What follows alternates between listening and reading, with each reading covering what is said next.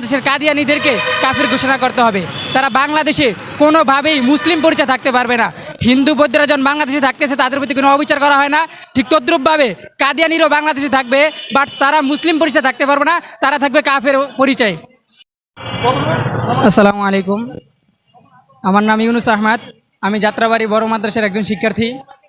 তো আজকে আমাদের যে জন্য শরৎ উদ্যানে আসা সেটা হলো, আমরা জানি যে বাংলাদেশে একটি ফিতনাবাদী দল আছে, কাদিয়ানী দল।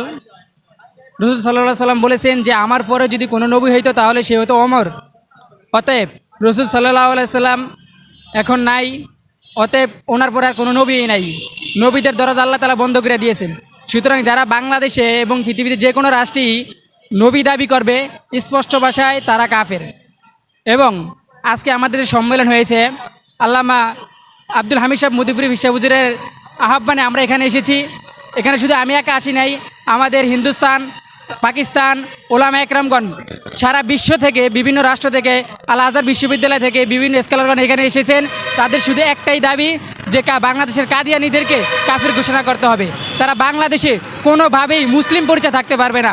হিন্দু বৌদ্ধরা যখন বাংলাদেশে থাকতেছে তাদের প্রতি কোনো অবিচার করা হয় না, ঠিক তদ্রূপভাবে কাদিয়ানীরও বাংলাদেশে থাকবে, বাট তারা মুসলিম পরিচয় থাকতে পারবে না, তারা থাকবে কাফের পরিচয়। সুতরাং আমরা অন্তর্বর্তীকালীন সরকার ডক্টর ইউনূসকে আহ্বান করব যে আপনি সুনামের সাথে আসেন, আপনি সুনামের সাথে থাকবেন, কিন্তু শেষ ভালো যার সব ভালো তার। আপনি কিছুদিন পরে পদত্যাগ করবেন, কিন্তু পদত্যাগ করার আগে আমাদের এই দাবিগুলো আপনি মেনে গেলে আশা করি আপনি এউসিল আল্লাহ তাআলা আপনাকে জান্নাতও দিতে পারেন যদি মৃত্যুবরণ করেন।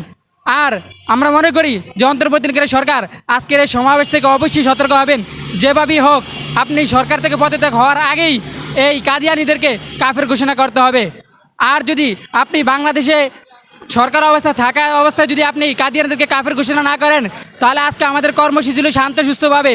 আমাদের ওলামা একরাম মনে করে যে আমরা কি একেবারে দুর্বল, আমরা পৃথিবীর একেবারে নগণ্য মানুষ, কিন্তু আল্লাহর জমিনে, আসমানের নিচে, জমিনের উপরে সবচেয়ে সম্মানিত হচ্ছে গিয়া ওলামা একরামগণ, কিন্তু আমরা তাদের কাছে দুর্বল মনে করি।